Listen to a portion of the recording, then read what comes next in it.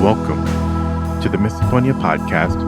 This is episode 14 of season 4. My name's Adil Ahmad, and I have Misophonia. This week I'm talking to Paul in Los Angeles. I love this conversation because it turned out we have a lot in common. And actually, through the conversation, Paul asked me a lot of things, so you can get a peek into my experiences, a little more than usual, if you care about that. But anyways, so many conversations here feel like, I've just met an old friend, and this one is no exception. We talk about parenting as a misophone, especially during the pandemic, how to explain misophonia to your kids, how to explain it to adults. Paul also uses earplugs a lot and has some advice on them. Plus, we talk about the role of music in his life and how it relates to misophonia. So much more, just an amazing conversation. Also, please start getting hyped because next week I'm bringing an emergency pod with Dr. Merced Irfanian, a co-author of the recent earth-shaking research by Dr. Kumar's group on the motor cortex and its relation to misophonia.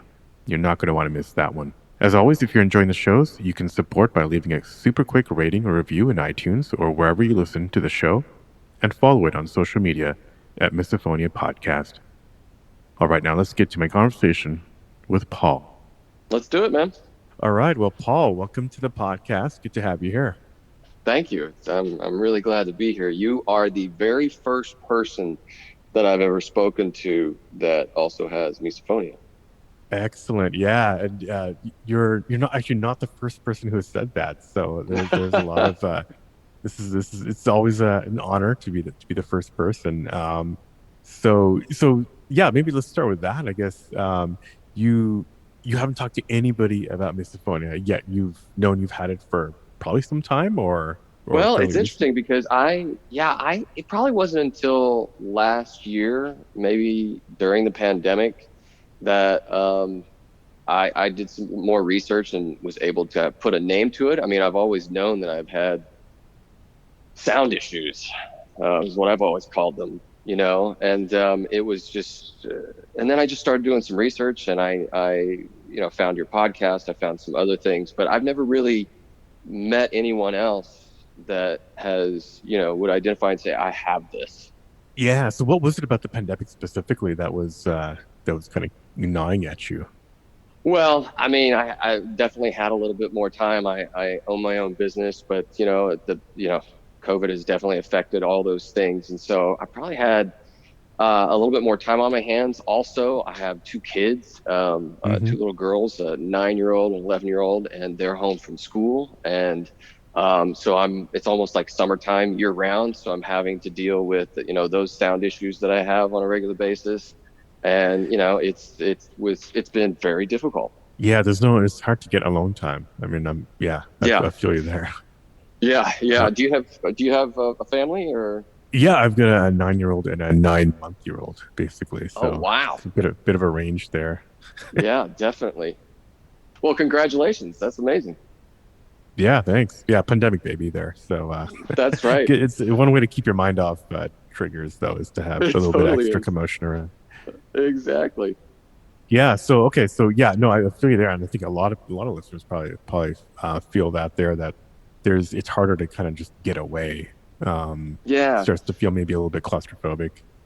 Yeah, exactly. And I think for me, it was one of those things where, I mean, having kids has definitely exacerbated my misophonia and my sound sensitivity. And I've always kind of, even as a kid, I kind of wore earplugs at night to bed. And definitely when I got into college and when I was rooming with other people and stuff like that. But once I had kids, I started wearing earplugs like constantly because I couldn't handle, typical kid sound, baby sounds, crying, and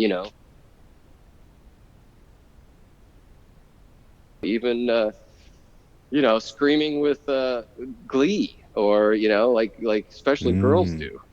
And so and I think as a result of that, and I haven't spoken to any physicians about this or anything, but as a result of the last 10 years of just I have earplugs in anything that's got a pocket.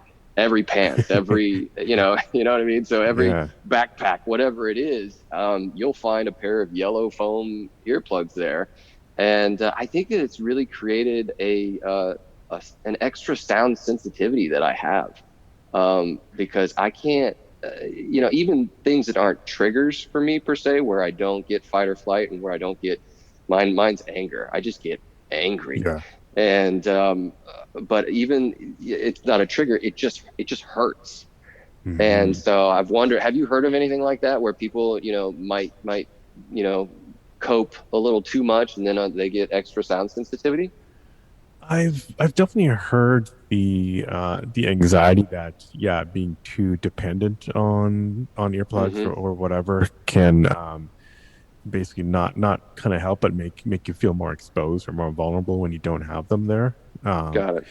but yeah, I haven't heard it put it that way where it hurts more, like you're more sensitive to it after. But that does make sense. I mean, once you become so used to not feeling the high amplitudes, Yeah.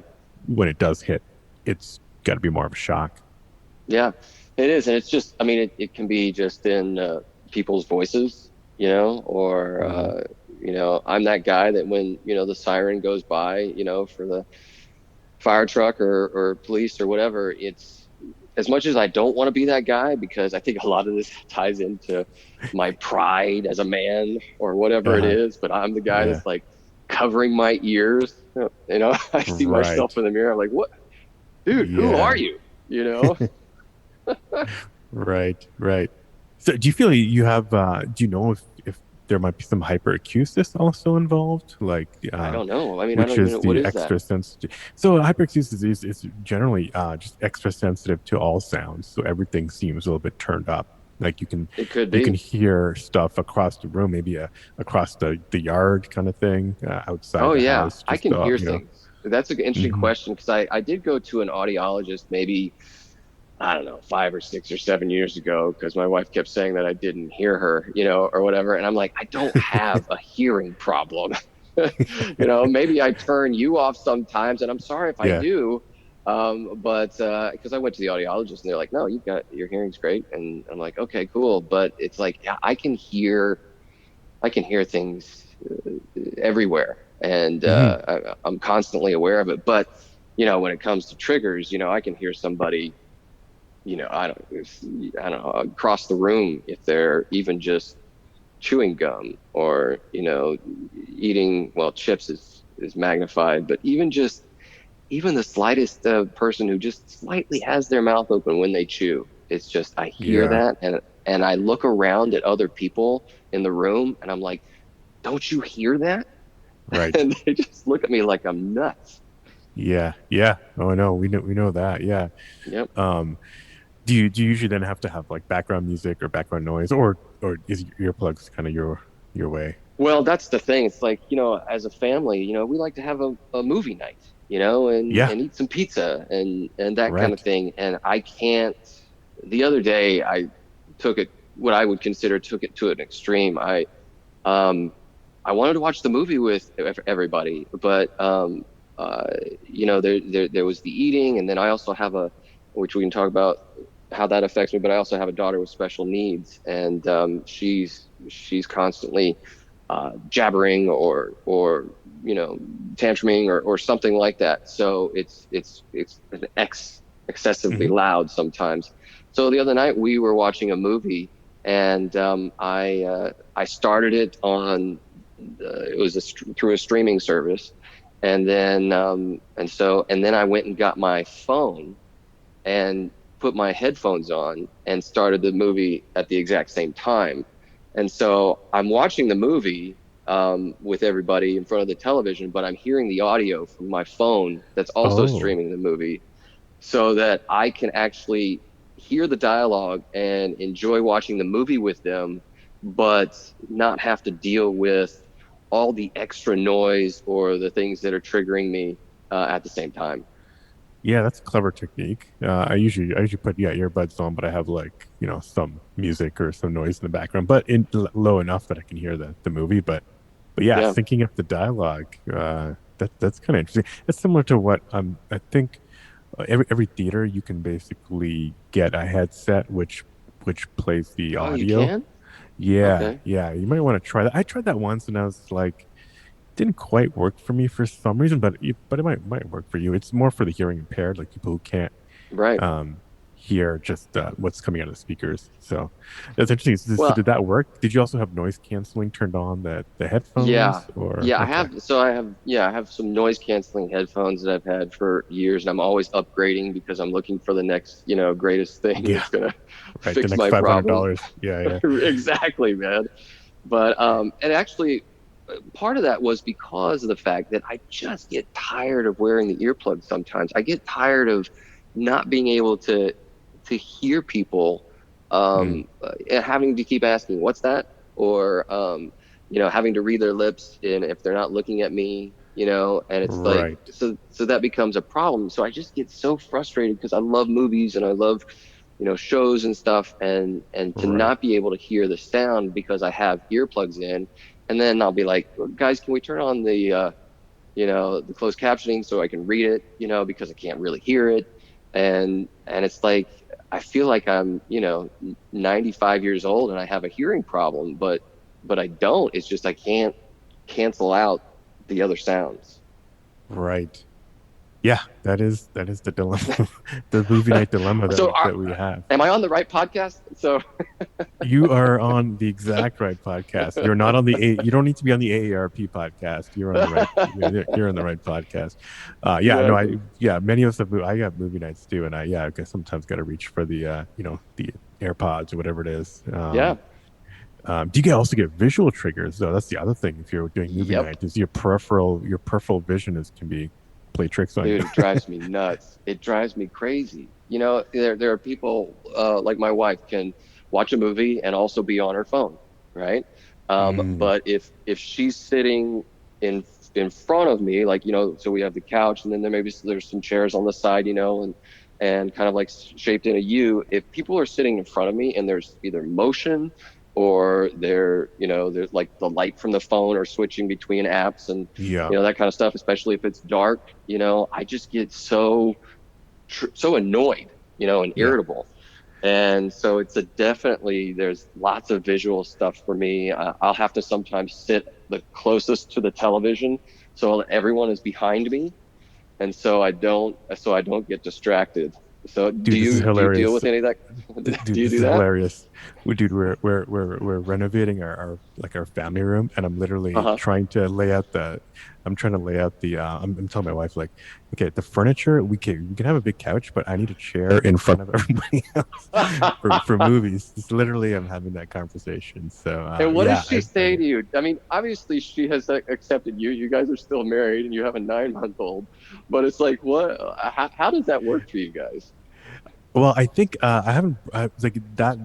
This the seating arrangement is just starting to come up in the conversation. So I haven't Got it. mentioned that it's miso related, but I'm sure if I do, it'll just be like okay, yeah, understood.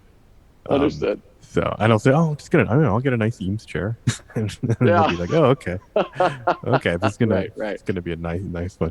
So yeah, no, that's yeah, and and that comes up a lot. I mean, it comes up in people who are in college, and they're like, well, should I sit at the front or the back? I'm gonna get Yeah. at the back I can run away, but at the Right. front at least I can hear, but I don't have to be triggered.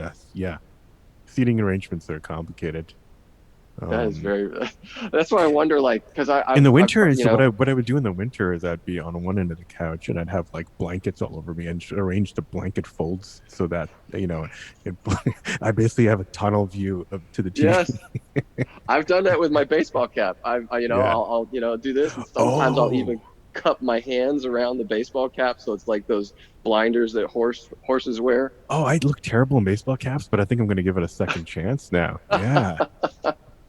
Yeah, it helps sometimes because you got that extra Yeah. thing, but that's for me anywhere. If I'm Right. trying to work in front of my computer, or and there's visual distractions around me, I have to kind of tunnel it. So Right. Right. So what do you do? By the way, whereabouts are you located? And yeah, so I live in Los Angeles.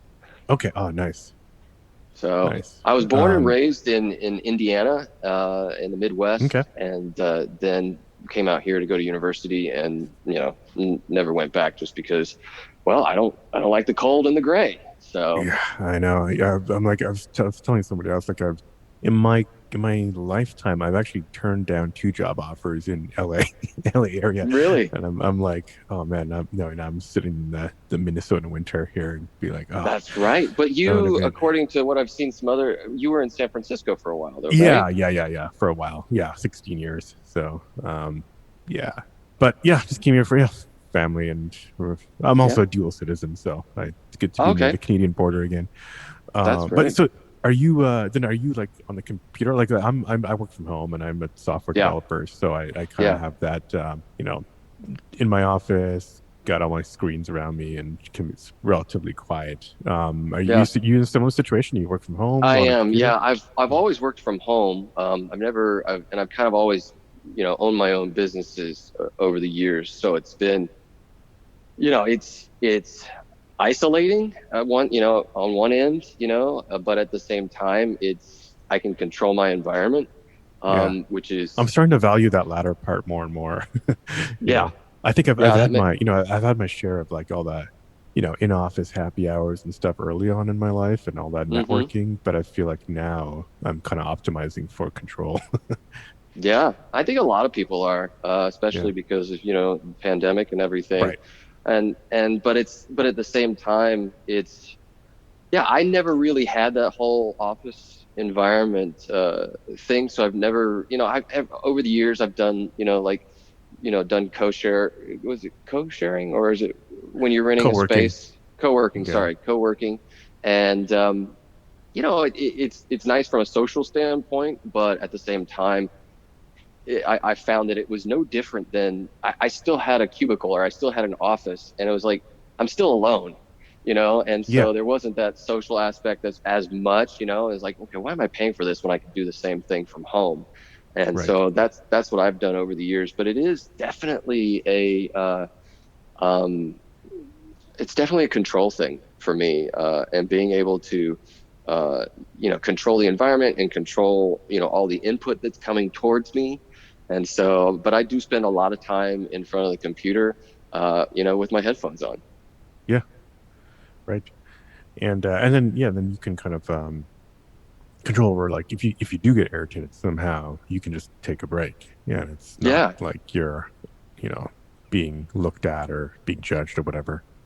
No, That's exactly. nice. Sometimes I just need, for me, physical exercise is huge. Yeah.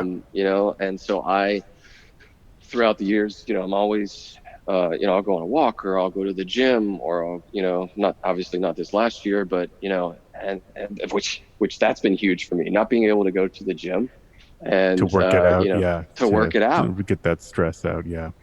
Yeah. That's definitely been a big factor for me, and I'm sure many people. But at the same time, that's always been kind of my go-to. And then, television and movies for me has always kind of been my drug of choice, in that sense, to be able to just zone out and Yeah. not have to deal with kind of, stresses and stuff like that.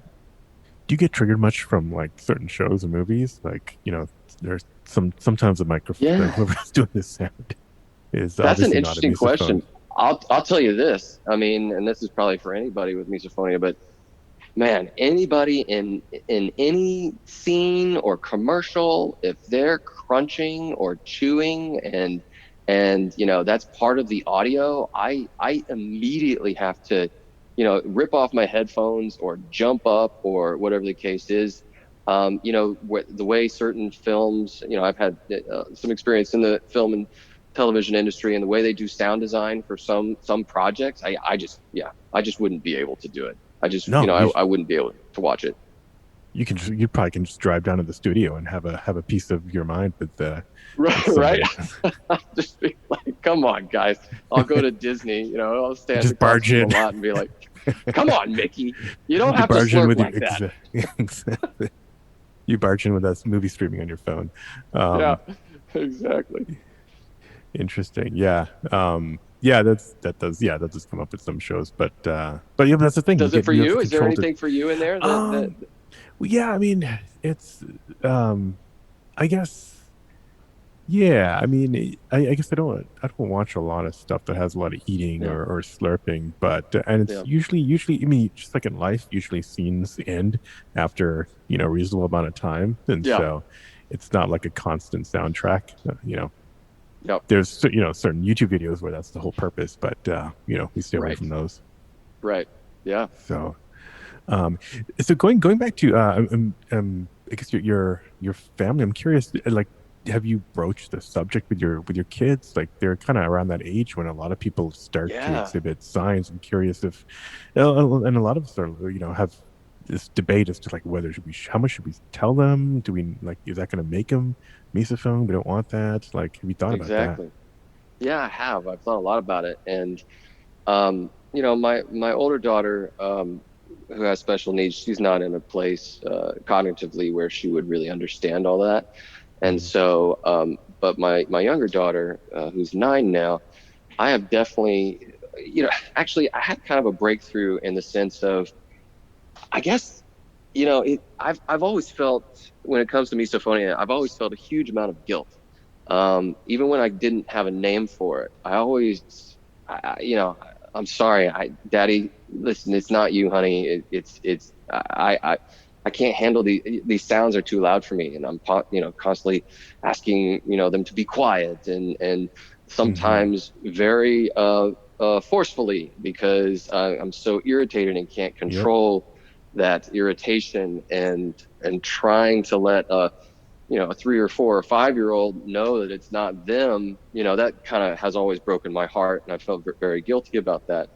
But there's a podcast. My younger daughter listens to a ton of podcasts for kids, and maybe you already know this, but there's one called Wow in the World, and it's all about kind of science, and they talk. There's two different characters, and they talk about just history or science or what's happening in really current events, and they came out with one in, I think it was October or November of 2020, about Mhm. misophonia. Whoa. And so I found it because I was looking through some of the episodes for my daughter, and I was just kind of curious, what she's listening to and what they're talking about. And I came across one, and the whole episode was about misophonia and basically explaining it through these two characters in the story for kids. And I was dumbfounded. I just said, hey, honey, there's a new Wow in the World episode. Would you like to listen to it? It talks all about daddy's sound thing. And she gobbled it up. And Wow. it was kind of, it was a, I don't know, a watershed moment for me. It was a breakthrough moment for me personally, because I, she was able to listen to something about, I don't know, it validated me in a sense for my 9-year-old daughter. And I Mm. think that's one of the hardest things for me, is being able to, because I feel guilty about this stuff. And I look at my wife sometimes and I'm like, you know what, honey, we've been married almost 20 years, but geez, you might have been better with somebody else, because I know I'm Yeah. hard to deal with, and then to be able to go to my kid and be like, oh, okay, they're going to be able to explain it in a way that I can't. And she actually likes these characters, and she's been learning from them for the last few years because she's been listening to it. And it just validated for me what I have through my 9-year-old daughter's eyes. And that Yeah. was that was a big moment for me. And so, wow, that's amazing. What did she say to you? The the the interesting part is, as a parent, right, as an adult, you're like, so let's talk about it. You know, what Yeah. did you think? What about this part when they were chewing and they were saying about this, or what about that? Yeah. And she talked about it a little bit, but it's not like this is new to her, right? It's not like it's new Mm-hmm. that dad tells me to close my mouth every time I eat, Mm-hmm. but what so it wasn't like, we had this huge conversation. We talked about it a little bit, and she's like, yeah, oh, that sound bothers me sometimes. And I was like, oh, that's interesting. Without Right. labeling or naming or any of that kind of stuff. Right. But then it was just kind of like, I'm going to listen to the next episode. I'll talk to you Okay. later, Dad. Yeah. and No, that's and that's that's exactly interesting. the way it should be. right? Yeah, yeah. That's what I was looking for. Okay, if that's kind of how it went, and just yeah, it's normalized and validated. At least you feel good that at least she understands it's a real thing in the world. Um, Yeah, that's my and biggest thing, which is I didn't want to be like that's just that's just dad. And I might have start putting money in the therapy jar now, because she's gonna need it, because when yeah, she's 25, dad kept telling her that she had kept chewing too loud, and dad was always irritated with her, and it's like, okay, well, yeah, there's or another now five now she bucks in can the jar. process it as now she can start to process it as something just normal and Something real. yeah, something real, maybe as opposed to normal. But Yeah. I mean, it's normal in But the sense normal's that no, you're it's totally not right. like Normal makes yeah, sense. yeah. Oh, that's cool. I messaged that podcast to my daughter. So Oh, we'll see awesome. what 'cause she's totally into the science stuff. We'll see when she gets to the miso one. Very Yeah. cool. Okay. Yeah, that's interesting. So I guess you just found, yeah, maybe we can go rewind all the way back to kind of like Yeah. early days for you, that when you were a kid. Like how did obviously you don't know what it was. You just found out kind of had a name. When did you first start to notice it? Well, it's hard for me when it comes to remembering all that kind of stuff. When I was a kid, I don't even remember last week, let alone Yeah, when I yeah. was 5 years old. But I do know this. I do know that um, I remember my mom always harping on me about chewing with my mouth open and stuff like that. So Mm, as I've thought about it over years, I'm like, oh wow, that was a big deal for her. And then I remember my parents were divorced, and so I would go visit my father every other weekend. And I just remember, and even to this day, and I've talked to him about it now, but even to this day, the way he chews and the way he eats, it's just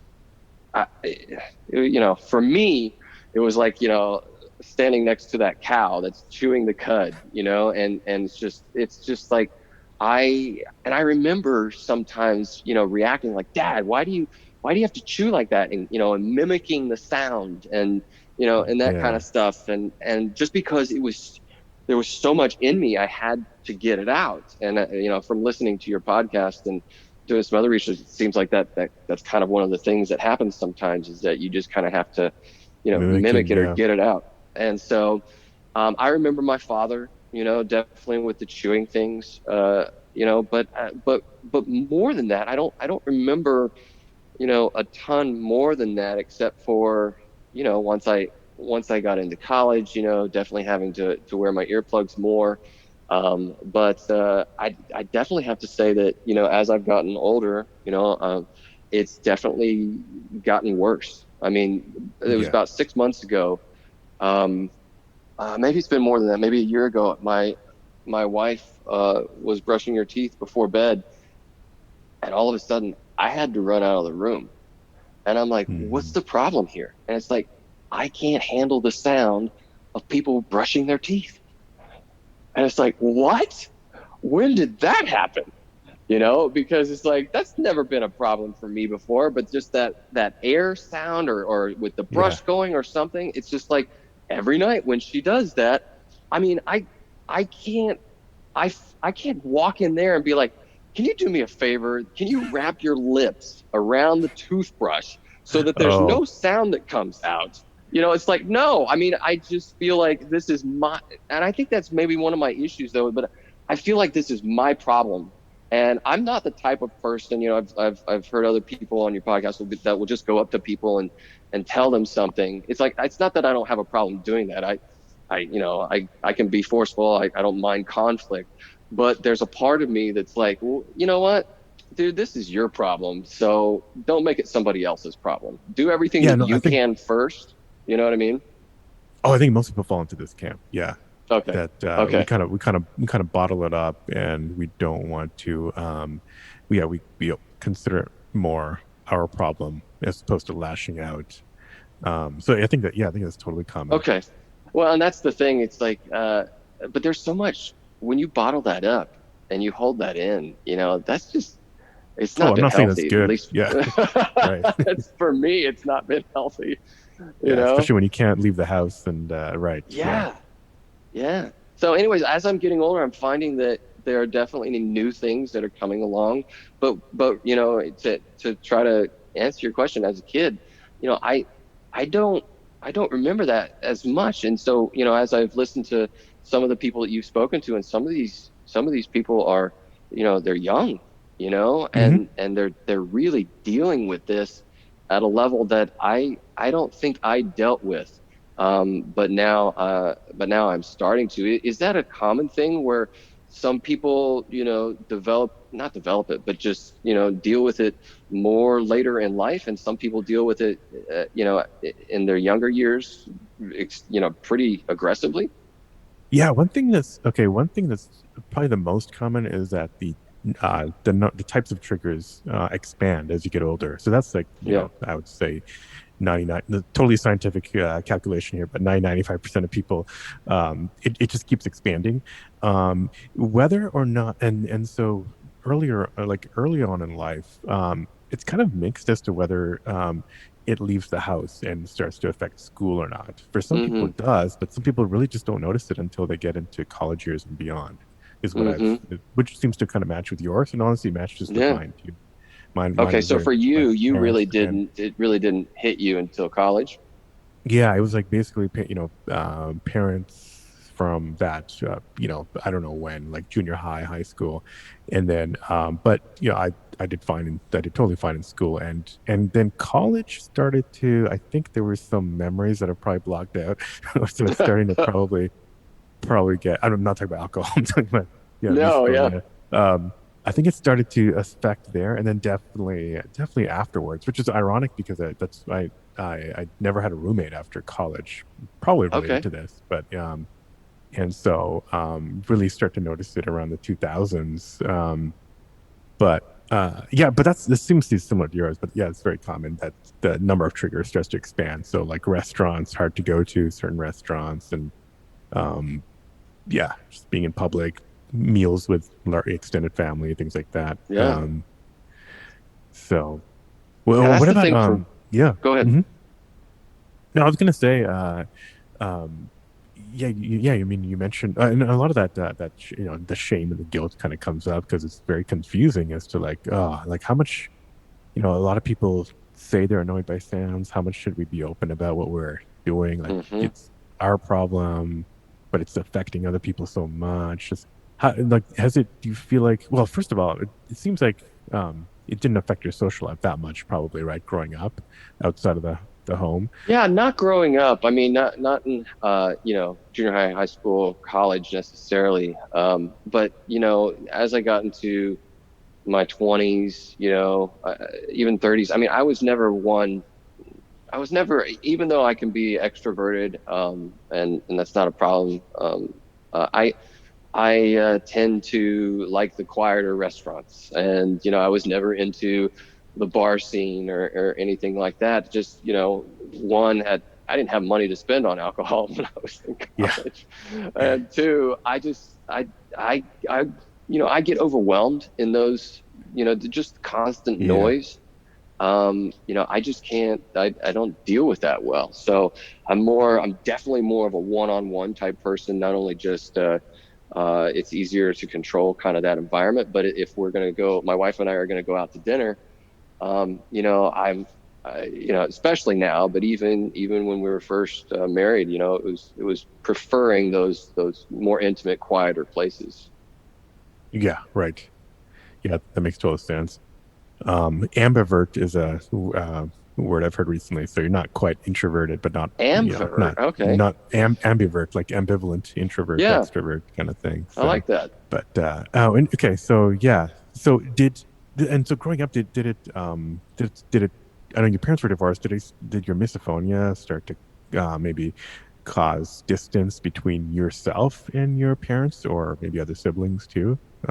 Yeah, I not that I can remember, and it's definitely a good question because I think about that. I think noise has always kind of been an issue for me, but it hasn't necessarily affected my relationships. I think with my family, I'm definitely closest to my mom, and we would, we talk about we can talk about everything, but it's not like I would walk up to my brothers and be like, "Hey guys, so I've got this sound issue, and I'd really appreciate it if you would be, cognizant of that and cognizant of that." And they would probably just scream in my ear. You know what I mean?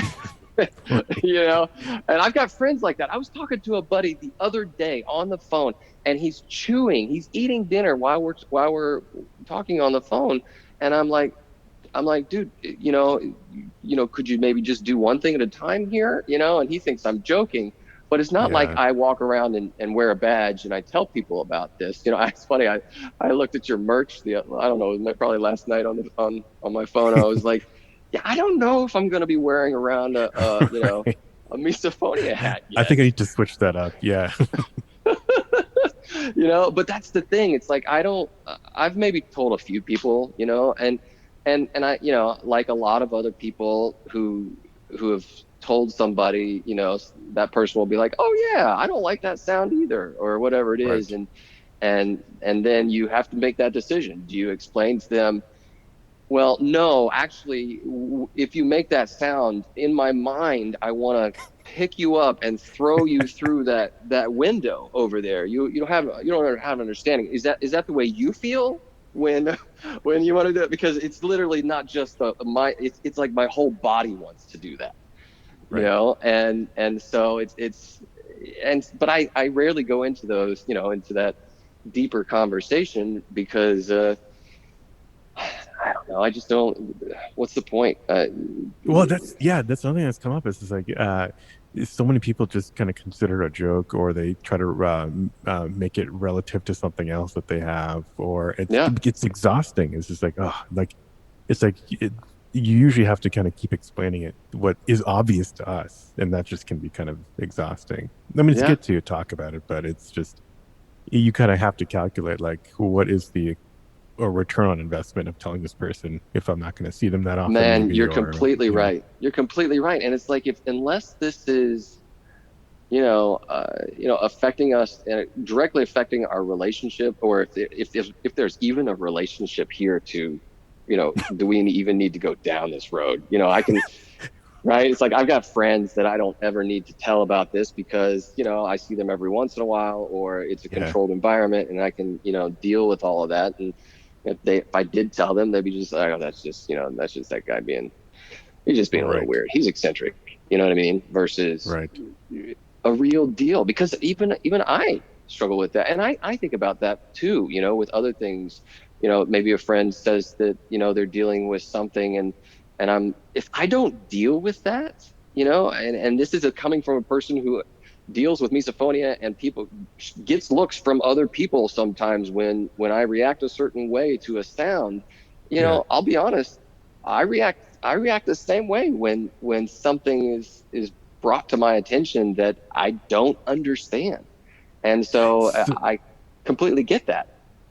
so yeah, that's interesting. So I mean, I'm maybe making an assumption here, but you probably have to if you have a child with special needs. Yeah. Do you kind of get that reaction from other people, like, or like, you obviously understand your daughter and you want the best Yeah. for her and everything, and have to sometimes have to explain that to other people. And some people probably just kind of shrug it off, maybe, That's an or they excellent don't maybe yeah. react the way that you would or expect to. That's a great point. No, it's very true because, my daughter is if you if you're just in passing, she looks like a neurotypical child, and Mhm. so you just might see her, playing with her fingers, or just jumping around and singing a song, and they'll be like, "Oh, she's so happy," or something like Mm. that. And yeah, if you're engaging with people, there always comes that moment where um, they ask certain questions that you can no longer skirt around, where you have Mhm. oh, does she if it becomes like maybe something academic, or whatever it is. She's 11 years old, but she's more like a 4-year old, right? And so if there's, oh, cool, what sports is she involved in? Or, it's just people being people and trying to get to know Yeah. people. But, it's like, how far do you take this? And I think it could be the same thing with misophonia in the sense of, how, oh, cool. I saw you, left the movie theater. Or whatever. Oh, yeah, I didn't make it all the way through the movie. Well, I didn't make it all the way through the movie because I forgot my earplugs, right? But do I need to tell them Right. that? Oh, no, I got a call and I just had to do whatever. Yeah. Is that what you've done before, where you've it's somebody that you've actually, you know, are close enough that you went to a movie, but then you kind of lie about having left? No, I'm just talking more about a situation where if it's somebody that you're just kind of not Mm, friends yeah. with, but it's one of those, it's like where Acquaintance or yeah. exactly how far, and it's like I was just explaining that also with my daughter. It's like, if this is a passing conversation or something like that, do I need to get into the weeds of that whole thing, or do we just, no, but I do definitely when I'm in a movie, I definitely have to have my earplugs, and if I forget them, if they're not there, which is rare, it just it might be too loud for me, and I might have to leave. Do you speaking of earplugs, so I haven't, done them regularly because I just always assume that it'll deaden the sound, well, reduce the sound a little bit, but not enough. Are there certain brands that you swear by, or certain Yeah, characteristics you look for?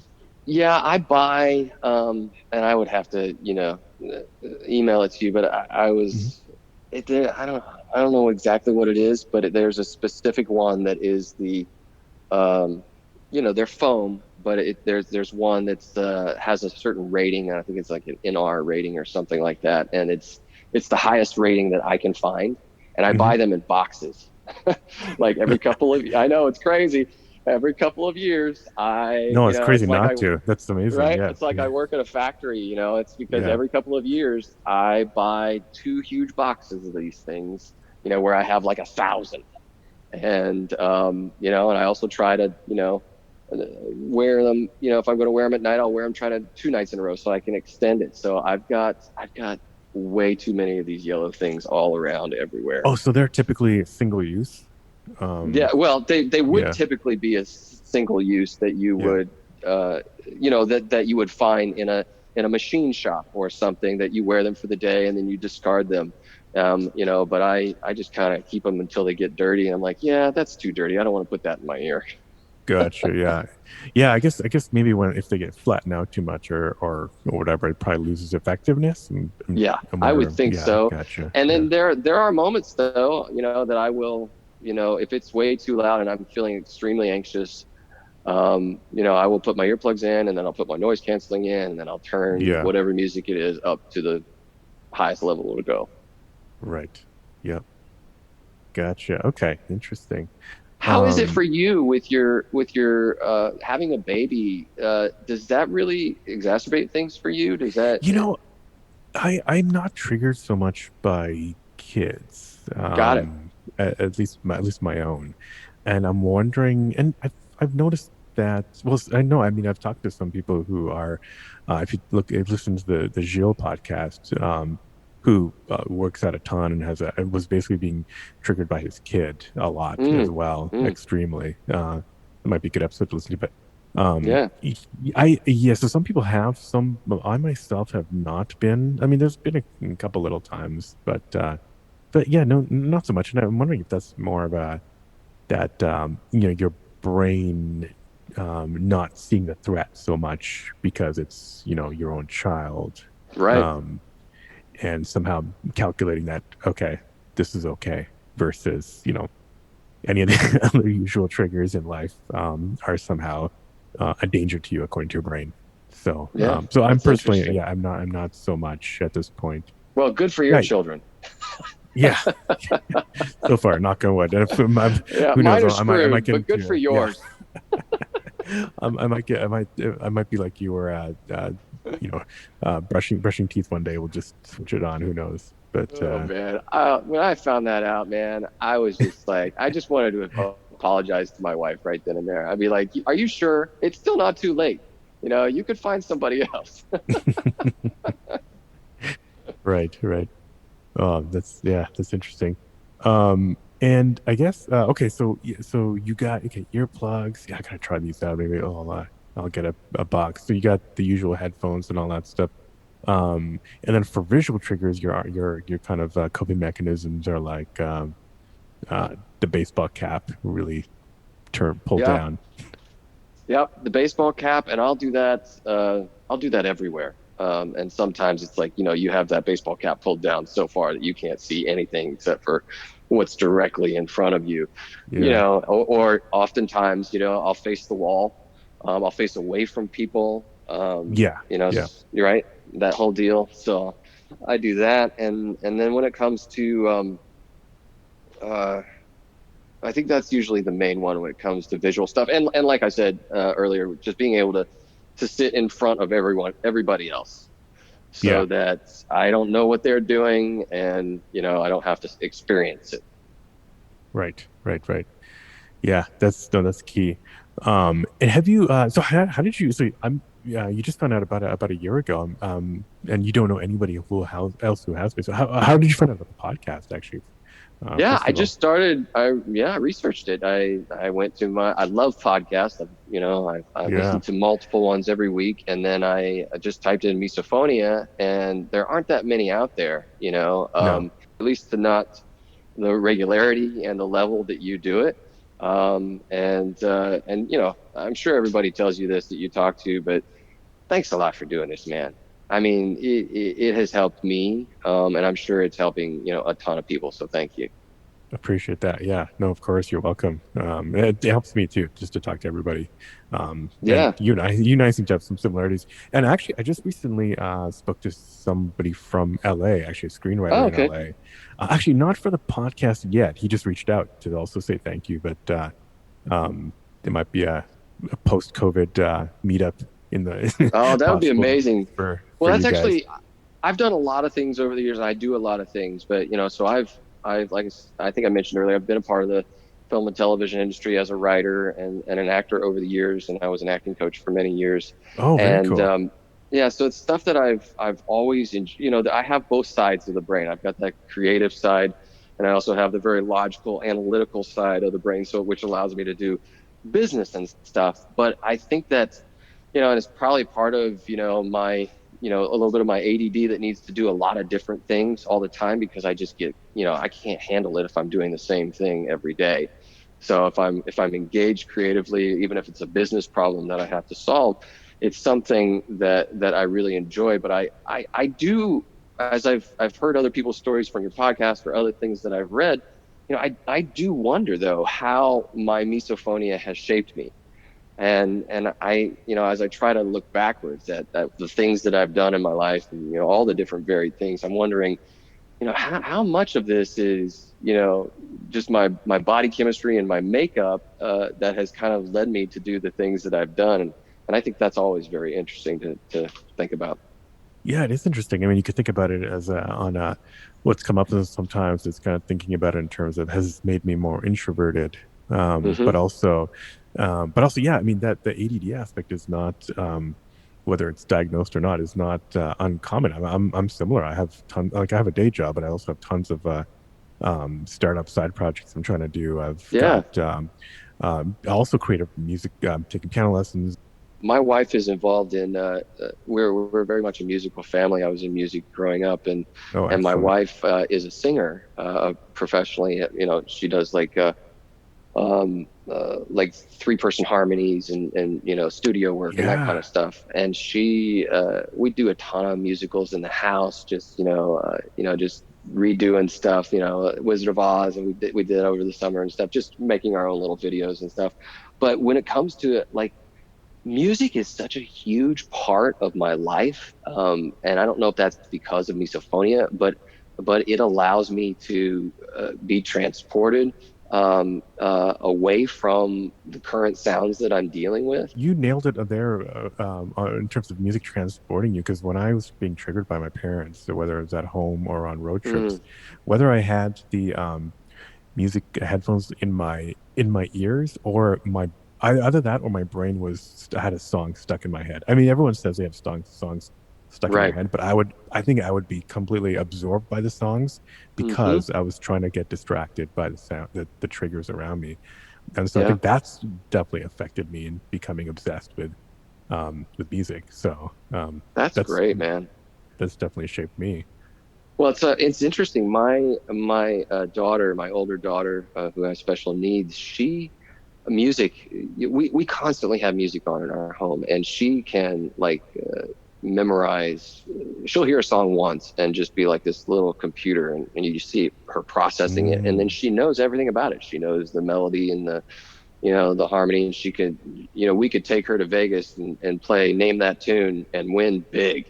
And yeah. and so I see her processing all that kind of stuff, but then, and so that's really been a great thing for our family because we are a musical family. But at the same time, I see how, sensory, how many sensory things she has when it comes to sound. I wear earplugs when I put the dishes away because the Mm, clinking and the clanking really bothers yeah. me. But she can't handle it at all. As in, it becomes a tear thing where she has to cry because it hurts her ears, and so, we can't put the dishes until after away until after she goes to bed at night, because Mm, it's such a big deal for her. But it's so crazy because, she's adopted, and so we're not the same. We don't have the same DNA, and yet hmm. sometimes, I recognize some of the things that she deals with when it comes to sound, and being overwhelmed, from a sensory level. I recognize, I see those things in myself, and I'm like, oh my gosh, we don't have the same blood, kid, but we share Yeah. some of these other things that are, which you would think, hopefully, sometimes I have more empathy and compassion for her, but yet other times I get so triggered that, Yeah. like I said, I just have to walk out. Yeah. Yeah. That's interesting. This might be an interesting research point, data point for any Yeah. researchers listening, where you are not a blood relative of the child, but living in that same environment. There might be some, I don't know, cross pollination of of sound sensitivities or something. Yeah. Kind of interesting. And I'm curious about this, and if we have to end, that's fine. And I'm sure if, if you want to include Oh, this in keep the going. Yeah. podcast, that's Yeah. fine. I just don't, I take medication. I take medication for ADD, and I take some medication for depression. Hmm. And even earlier in maybe 10 or 15 years ago, I talked to psychiatrists, and they said, well, you might have a little bit of some OCD here, which actually I haven't dealt with in the last 10 years. But I'm kind of curious, from all the people that you talk to, and, conventions, I guess, that you're a part of or whatever, how much of that, it correlates with misophonia. I mean, I've talked to some people who've definitely said that they are, um, yeah, have been diagnosed with OCD. Hmm. And there are the Baylor College of Medicine, Dr. Eric Storch was on. He's doing Mm, a research study on misophonia, and his expertise is OCD. And mm, I don't think I'm gonna have some people from Duke on. So I don't know if there is a hard link, but there's definitely yeah. seems to be some overlap. Um, Yeah, interesting. And I wonder if people deal with depression as a result of misophonia rather than, in conjunction with, the isolation that sometimes people deal with and stuff like that. right. I don't know. Yeah. Interesting. Yeah. Yeah. Interesting. Not qualified to give a final answer on that, but yeah, there No, does, it's fine. yeah, anecdotally does it seem to be some there's obviously some overlap. Not sure what the cause and effect there is for that. Yeah, that's interesting. Well, that's very cool, man. So I looked you up on LinkedIn, and I saw some of the other, like the startup I think that you have or whatever. I forget what it's called. Screen something? Is it Screen? No, I've done Shop. shop scene. Yeah, shop scene was Yeah, it was right. There was yeah, basically kind of a inventory management across different e-commerce platforms. yeah. That So looked really that's cool. now, yeah, yeah. No, it was good. It was good for a little while, Yeah, but yeah, I've got some other stuff that's great, man. that's up always hacking on something, trying to make use of my post bedtime hours these days As when you should. everyone's at home. So And you do these once a week, or you do like a yeah, like a how does it work for you? You just do one interview a week, and then you do it in whatever GarageBand or something, and you post it, or what? yeah, basically, well, I record in Zoom. Zoom gives me two Yeah. tracks, one for each person, and I it's just I don't really have time to like. necessarily like interview somebody and edit and everything. Yeah. And so I usually just batch everything up in like a 1 month, and then Yep. and then roll them out over the kind of the next 5 months or so, and then I'll do another That's great. batch. And so that's it's kind of worked out. And so yeah, we're kind of in the middle of the one recording of season 5 or season 4 month, no, season 5 month, no, season 4, right here. So yeah, this has been That's really neat. fascinating stuff. This season. Some now I'm getting more and more like the kind of the leading researchers in the field wanting to come on. Oh, So there'll be some great, interesting man. stuff coming up there. That's very cool. I love the But podcast format. I actually in 20, I think it was either 2018 or 2019, I did a series of about 8 or 9 episodes, and of a I called it the Life Lessons Project, and I did mm, it where I spoke directly to my kids, and I interviewed people and took a lesson that they've learned in life, and then in an interview format, and I would mix in music, and then at the end I would take 2 or 3 or 4 or 5 minutes and then speak yeah, directly to my children and say, hey, so you may not be dealing with this now at 7 years old, but you might deal with this at 25, and that kind of thing. And I really enjoyed the process of not only getting to talk to people, but being able to edit it down the road and say, okay, yeah, I got to take this out and that kind of stuff. It's just a creation process. It's a lot of fun. So good for yeah, you. yeah. No, it's been good. And like I said, like I have that audio background, so I know Right. I roll it into Logic Pro. Like it's not just GarageBand; Yeah. it's like Logic Pro, and then Yeah. I have I have all these plugins to. And actually, I was actually taking out like mouth sounds by hand, but now I've got like all these audio Uh, plugins to help out with that. So awesome. hopefully cut some time down for me. But Yeah. but yeah, it's been fun, and then the reactions are building up. Like the momentum is building, so more and more people are responding with emails, even if they don't come on the podcast. So it's been good. This is gonna help a lot of people too. I think a lot of people are kind of in your situation, I'm sure. Yeah. It's been very helpful for me. And do you think it'll ever become like a source of income for you where you might be able to bounce it off something else? Or obviously right now it's all altruistic. Yeah, I don't think so. I think the only ways I'm thinking about monetizing it is I built a custom podcast, or not a hosting website, but a website to kind of display your podcast. So I'm thinking of rolling Hmm. that out into a platform. Cool, man. Well, yeah, I'm already getting pings on Yep. Slack from my day job, but yeah, I Yep. do You're want like, to, dude, if I do want to let you share if there's anything else you want to tell people. Feel free before we kind of wind down. well, I think for me, um, I don't know. I walk through this a lot alone. And like I said, I just deal with my own guilt about it and that kind of stuff. But I think that, as probably others have said, the more, and I'm speaking to myself here too, which is the more that we can connect with others and, normalize this, the better we're going to be with ourselves and how we feel about ourselves. And I think that's one of the biggest things is being able to normalize it so that we don't have to carry around a lot of guilt or shame or whatever it is, because it's a real thing, and that's it was pretty good for me to know. Yeah, that's well said. And yeah, I totally obviously agree that we need to normalize it. We need to yeah, find other people who have it, and at least talk about it amongst ourselves. That's good. Well, Paul, want to thank you for coming on. This is Yeah, another epic conversation. It's been great, and yeah, I'll let you know next time I roll through Los Angeles. Definitely that'll be awesome. miss the West Coast once in a while since leaving. I bet. Well, thank you so much for this. I really appreciate it. It was great meeting you. Thank you, Paul. Great meeting you as well. If you liked this episode, please leave a quick review or just hit the 5 stars wherever you listen to the podcast. Music, as always, is by Moby. And until next week, wishing you peace and quiet.